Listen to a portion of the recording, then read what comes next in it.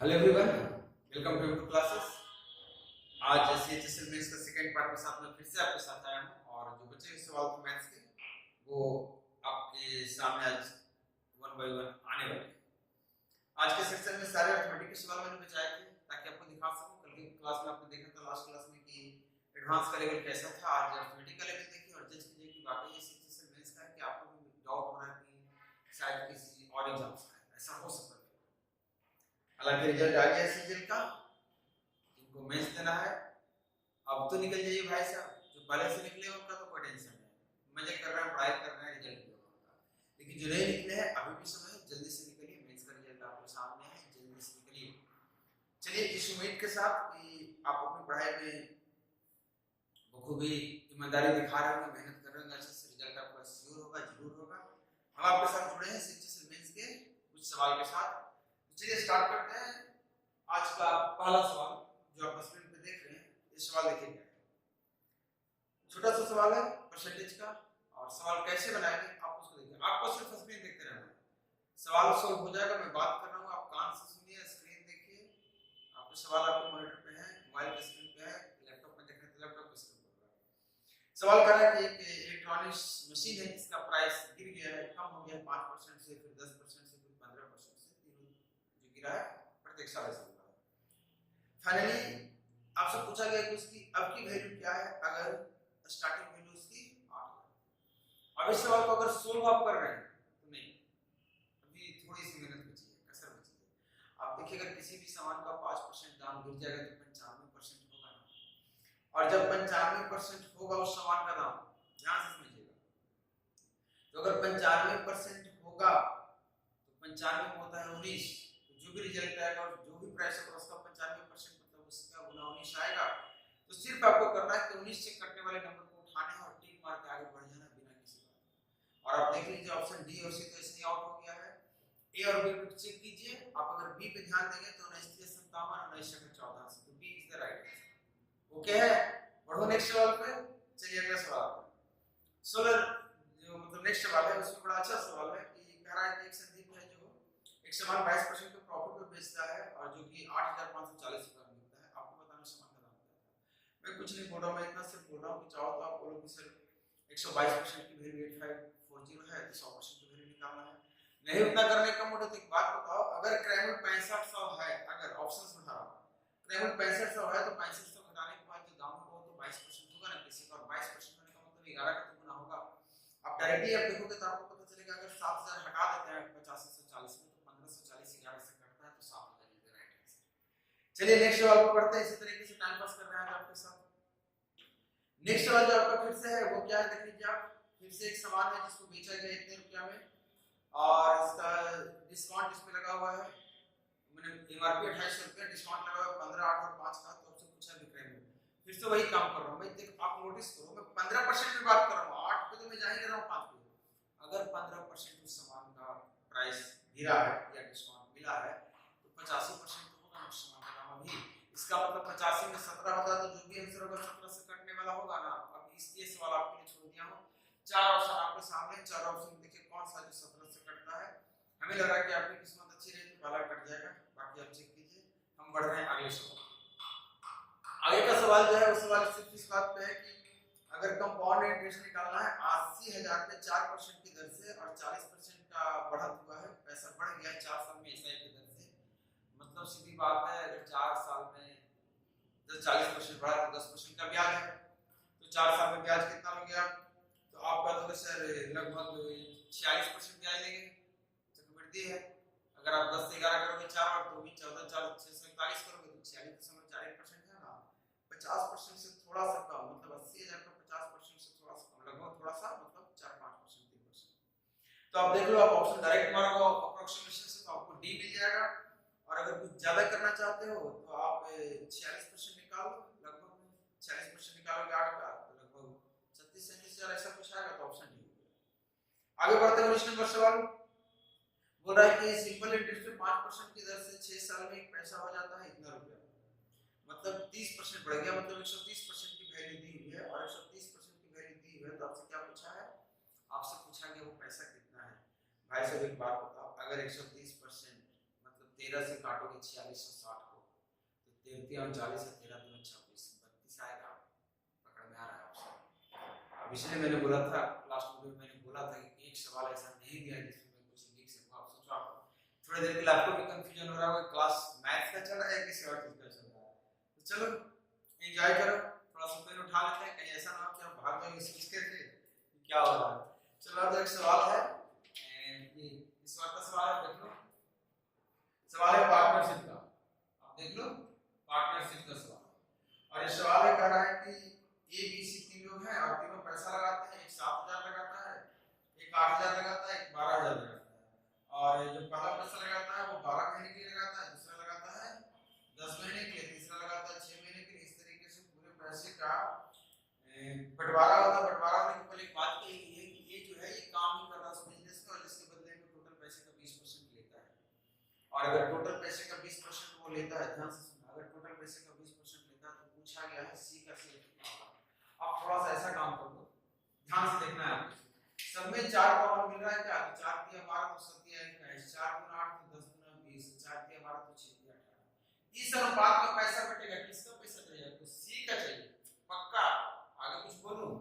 भाई साहब सी को जितना भी देना है दे दो, लेकिन जो भी दे दो 18 गुना कुछ होगा, 18 में है 9। बताइए 9 से कटने वाला कौन सा ऑप्शन है? तो आप कौन सा? एक ही ऑप्शन है 36।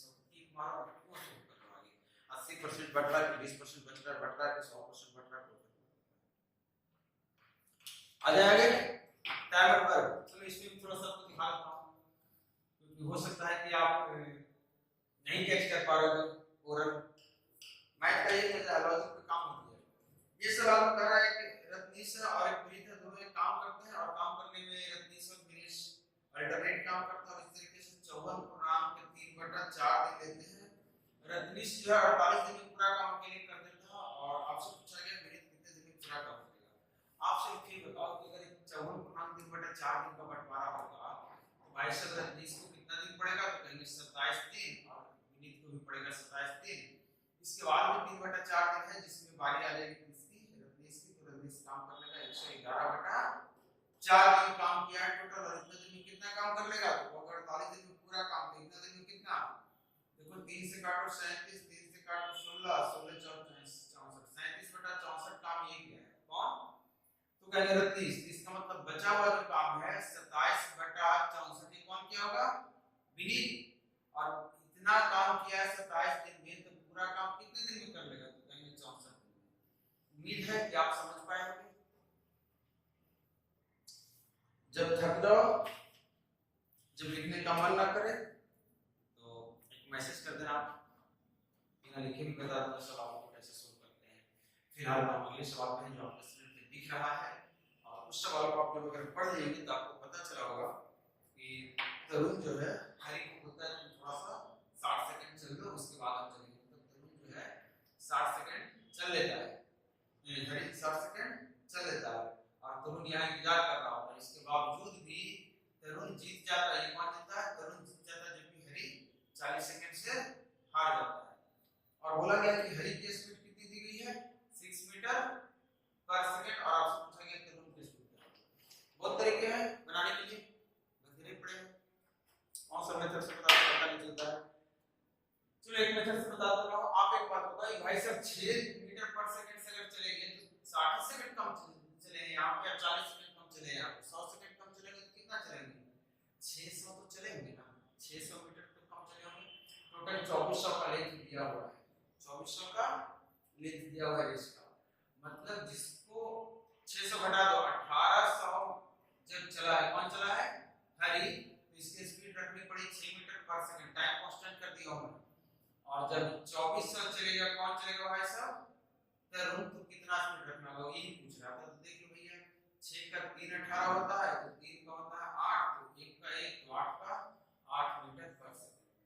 आप चाहो तो पूरा समय भी निकाल सकते थे, फिर उस समय को दे देते तरुण को, तरुण अपना समय से डिवाइड कर देता स्पीड को, तरुण का स्पीड चल जाता। अगले सवाल पे बढ़ रहा हूं। अगला सवाल जो आपका है ये आपका एज का सवाल है। आप पढ़ो इसे। करेक्ट कि if man's age is 4 times the sum of the age of his children, मतलब आदमी का जो एज है उसके चिल्ड्रन जो हैं चारों की एज 3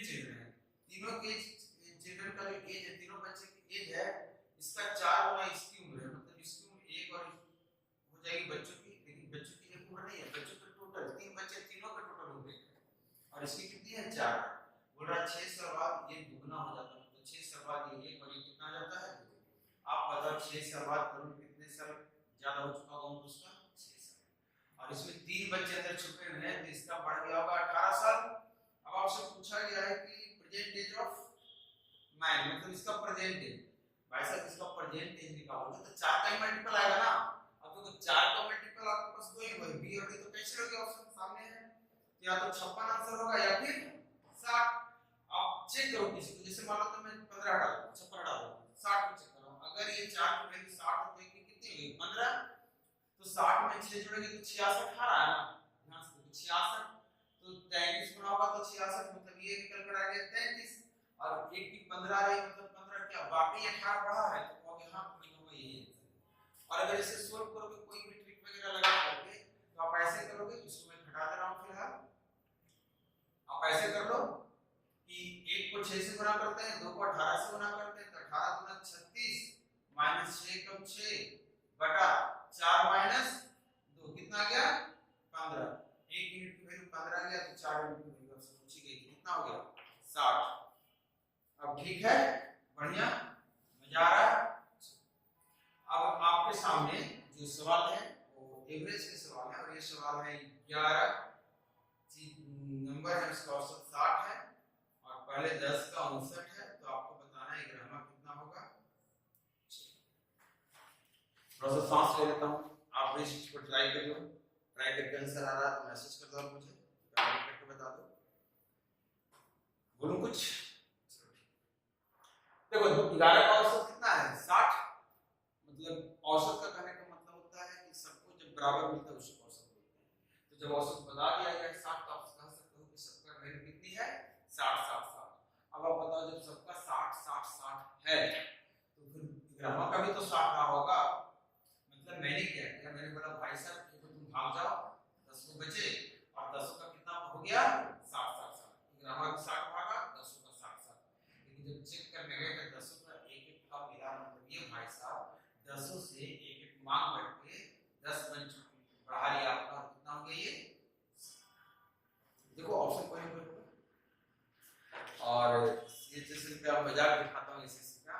अगला सवाल बिल्कुल सेम सवाल है, आप स्क्रीन पे देखो और इसे बनाओ। क्या सवाल है, कह रहा है कि इस बार की 11 का औसत 59 है, 10 का 58 है, तो ग्रामर कितना होगा, तो आप ग्रामर को भी 59 बनाओ, क्योंकि ग्रामर के हटने से बाकी 10 का एक एक कम हो गया है, मतलब 10 से एक एक ले लोगे तो 10 कम हो गया टोटल में, ये लेके भागा हुआ है ग्रामर, तो उसको ऐसा करो 59 उसके पास था ही 10 और दे दो उसको, भाग रहा है तो पता चल गया 16 है उसका। और सवाल है, थक गया सवाल, कोई सवाल नहीं मिल रहा, तो एवरेज एवरेज एवरेज बोल रहा, फर्स्ट 5 संख्या है, एवरेज ऑफ 5 संख्या, एवरेज ऑफ 5 संख्या दिया हुआ 48, और बोल रहा है एवरेज ऑफ फर्स्ट 4 संख्या का जो एवरेज है 50% ऑफ द फिफ्थ, मतलब फिफ्थ का अगर 2 होगा तो इसका कितना आ जाएगा, यहां 4 संख्या कितना हो गया 1, एवरेज बोल रहा औसत। तो आप मुझे बताओ, आपसे 5वीं संख्या पूछी, अगर ये चारों संख्या का औसत है तो चारों संख्या का टोटल कितना कितना, अगर पूरे पांचों संख्या का टोटल बोलोगे तो 4 2 6, और पांचों संख्या का टोटल 6 है तो पांचों संख्या का औसत 6/5, जिसको सवाल बोल दिया 48, आप देख लो। इसका मतलब एक को आप बोल रहे हो 8, इसका मतलब पूरा 1/5 काट हो गया, तो एक का कितना हो गया 40, और जो संख्या पूछी गई थी 5वीं थी, वो 5 की संख्या है 2 ही, 2 की वैल्यू कितनी हो जाएगी 80, तो ऑप्शन है कि ऑप्शन नहीं दिया है ना ऑप्शन। चलो अब 2-3 सवाल और बचे हैं। वीडियो कैसा लगा है, कॉन्सेप्ट या जो ट्रिक शॉर्टकट आप सीख रहे हो या फिर जो तरीका आप देख रहे हो, क्योंकि क्या ट्रिक होता है चलिए वो मैं आपको बता रहा हूँ कि बिना क्वेश्चन सुन के कैसे सवाल का आंसर करेक्ट करते हैं, इसको बोलते हैं ट्रिक। आप सीखो और बेस्ट करो रिजल्ट में। मैं 27 पे आ गया हूँ, मतलब पूरे 30 क्वेश्चन के एग्जाम होते हैं मेंस के, आपको पता होगा 27वां क्वेश्चन है कल और आज की क्लास का। तो 27 क्वेश्चन में आप देखो, जो भी फर्स्ट पार्ट नहीं देखे हैं जिसमें एडवांस का क्वेश्चन, प्रोबेबिलिटी का क्वेश्चन या फिर स्टैटिस्टिक्स का क्वेश्चन या डीआई का क्वेश्चन देखना है, और पहले पार्ट में जाइए और वहां पे देखिए, इससे भी आसान क्वेश्चन एडवांस है। अब ये देखो क्वेश्चन क्या में जाके कह रहा है, खंडर उसके पास 3 तरह के दूध हैं, एक 75 लीटर है, एक 45, एक 30। अब ये बोल रहा है this should be placed in different trays such that each tray contains the same quantity of milk and 2 kinds of milk should not be mixed in a tray। बोला इसको आपको ना ट्रे में सरियाना, कुछ इस तरीके से सरियाना है कि कोई भी आपस में कुछ मिले नहीं। ऐसा होता है तो आपको बताना what is the number of tray required to place all the mill, लेकिन एक वर्ड दिया हुआ लिस्ट नंबर, मतलब कम से कम कितना ट्रे आपको जरूरत पड़ेगी। तो आप बताओ अगर एक ट्रे मतलब एक ऐसी मशीन एक ऐसा बर्तन लेकर आता है जिससे सबको नापना हो, तो कितना बड़ा बर्तन लेकर आओगे? सबसे बड़ा बर्तन लेकर आओगे तो कितने कम बार में नापना पड़ेगा, कम पैकेट की जरूरत पड़ेगी। तो हम इसका एचसीएफ निकालेंगे क्योंकि वही है जो सबको काटेगा। इसका मतलब 15 लीटर का बर्तन लेकर आओगे तो 5 पैकेट में ये कंप्लीट हो जाएगा, और 5 या 15 पैकेट में ये कंप्लीट हो जाएगा, और 5 गुना 10। मैं एक आइडिया से नाप रहा हूं, आप समझ रहे हो मैं क्या कर रहा हूं। टोटल आप देख लो 5 3 8 तो 10 पैकेट लेकर आना, 10 ट्रे लेकर आना, आपका सारा क्लियर हो जाएगा। आगे बढ़ते हैं नेक्स्ट क्वेश्चन पे, क्वेश्चन नंबर 28 देख लो क्या है। चलिए ये सवाल जो आपके सामने है, ये सवाल में क्या किया गया, बोला कि 3 नंबर से और इसका रेशियो दिया है 5 7 9, 5 7 9, और बोला कि एलसीएम इज 1260, अगर इन तीनों का एलसीएम 1260 है, मतलब इसको अगर 5 से भी काट दिया जाए, 7 से भी काट दिया जाए, 9 से भी काट दिया जाए, तो इस तीनों का एचसीएफ बाहर निकलना है, दैट इज एचसीएफ या फिर कहो आर या कहो कॉमन, जिस सबसे काट कर निकाला गया था। तो आपसे पूछ रहा what is the difference between the largest and the smallest, मतलब 5 और 9 का डिफरेंस कितना है, 4 की वैल्यू आपसे पूछी गई। तो आप कर लो भाग, अगर आप 5 से काटते हो तो 5 गुना 10, 5 25 25, 5 गुना 10, अगर 7 से काटते हो तो 7 21, 7 42, 9 से काटते हो तो 9 36, काटते रहो आराम से, और ये निकल कर आ गया एचसीएफ, मतलब ये था नंबर ये था नंबर ये था नंबर ये, इसलिए आप आंसर हो गया 4 4। ओके बढ़िया सब ठीक है। चलिए एक बार आपको एक छोटी सी बात बता दूं, सीजीएल बेस का बैच स्टार्ट हो चुका है, आइए और ज्वाइन। अगर सीजीएल बेस की आप चाहते हैं इस बार जी चांस लगे, इस बार ही लास्ट आपका लड़ाई हो, लास्ट फाइनल सेशन चाहते हैं, तो have to join the mains batch immediately. Next जो बच्चे अभी नहीं स्टार्ट किए पढ़ाई समझे हैं, मतलब वेट कर रहे हैं, किसी भी तरह का किसी भी रीजन से क्लास स्टार्ट नहीं कर पाए हैं, आप लोग के लिए फाउंडेशन बैच 8 से 11 आ रहा है, ज्वाइन कीजिए। आपके स्क्रीन पे नंबर है, कॉल कीजिए, पता कीजिए। बिहार सिर्फ में अगर किन्हीं को भी ऑफलाइन क्लास चाहिए, बेस्ट चाहिए, रिजल्ट ओरिएंटेड चाहिए, तो आप ज्वाइन कीजिए इनटू क्लासेस आप बन करके। न्यू बैच फाउंडेशन का 8 से 11 बेस्ट टीम है, चाहे आप रीजनिंग की बात करें, चाहे जीके की, चाहे इंग्लिश की, बस इतना समझ लो एक एक सब्जेक्ट में तो आप देखिए एक एक सब्जेक्ट आपको एकदम extreme best you can say the outstanding. अभी अभी रिजल्ट जो सीजन का आया है उसमें हमारे यहाँ से छोटे से बैच हमारे यहाँ पे बहुत छोटे होते हैं, जो जानते हो कि हमें बिहार से के क्लासेस को पता होगा, हमारे बैच बहुत छोटे होते हैं। हमने 6 प्री के रिजल्ट्स दिए हैं, 6 रिजल्ट में सीजीएल इस बार, तो हमारे लिए अच्छा है, हमारे बच्चे खुश हैं, हमारे स्टूडेंट सारे खुश हैं, काफी खुश हैं, और सब लोग फिर से लड़ाई लड़ेंगे, मैच में लड़ेंगे, और उम्मीद है कि सब लोग जीतेंगे। हारना वो नहीं जानते हैं, क्योंकि जिस टॉपिक क्लास में बैठे हो टॉपिक का नाम है मैथमेटिक्स, मैथ्स बोलते हैं शॉर्टकट में, और इसमें इन नाम का लेटर होता है। तो चलिए 25 नंबर की बात कर रहा हूँ, second last question of this class. मेरा the number 27 is divided into two parts, 37 को दो पार्ट में बांटा गया, मतलब कुछ ऐसा और कुछ ऐसा, और बोल रहा है कि पहले का 5 गुना और दूसरे का आपको बोला गया 11 गुना जो है, ये टोटल मिलाकर के 227 होता है। तो बोल रहा है कि 9 टाइम्स द स्मॉलर नंबर। अब देखो भाई ये जो मजाक है ये एकदम बर्दाश्त के बाहर है। क्या पूछा है, बोला जो भी संख्या छोटा है उसका 9 गुना। भाई साहब जो 9 गुना पूछना था किसी भी संख्या का, तो ऑप्शन में अकेला 63 क्यों दियो, हम तो टिक मार के निकाल देंगे, 100 गुना करेंगे। ये बड़ी क्या है मजाक, 60 61 62 63, 9 के गुना में 63 खाली आता है। सोल्व करके बता देता हूं, जिनको थोड़ा सा इस तरीके से नहीं पढ़ोगे तो आपको लग रहा होगा ऐसे कैसे होता है। देख लो इसको मैं आप बताओ जो भी संख्या का 5 गुना निकालोगे, ये संख्या जो है 37 का टुकड़ा है और ये भी उसी का दूसरा टुकड़ा है, मतलब अगर इसका भी 5 गुना किया जाए, 6 गुना छोड़ दिया जाए, इधर करके इसका 6 गुना छोड़ दिया जाए, तो पूरी संख्या का 5 गुना 37 बचे कितना होता है 185। ये कि कितना ज्यादा हो रहा है। देखो तो जरा ध्यान से, तो कहोगे सर ये ज्यादा हो गया 42, कितना बड़ा होगा ये जो 42 ज्यादा हो रहा होगा, इसका मतलब इस टुकड़े का जो 6 गुना बचा वही 42 होगा। मतलब इस टुकड़े का 1 गुना कितना है 7 है, मतलब इसी टुकड़े का 1 गुना मतलब वही संख्या, इसका मतलब ये संख्या निकल कर आएगी 7, इसका मतलब ये हुआ 30 और ये रही छोटी संख्या। और भाई साहब अब तो छोटी संख्या का आप गुना कर लो, अब तो तसल्ली हो गई कि 9 को 7 से गुना करेंगे तभी 63 आएगा, या 7 को 9 से गुना करेंगे तो 63 ही आएगा। और लास्ट सवाल आपके भरोसे छोड़ा हूं भाई साहब, अब ये सवाल मैं नहीं बताने वाला हूं, आप देख लो स्क्रीन पे, बना लो और आंसर कमेंट करके बताना, आपके आंसर पे मैं रिप्लाई जरूर करूंगा।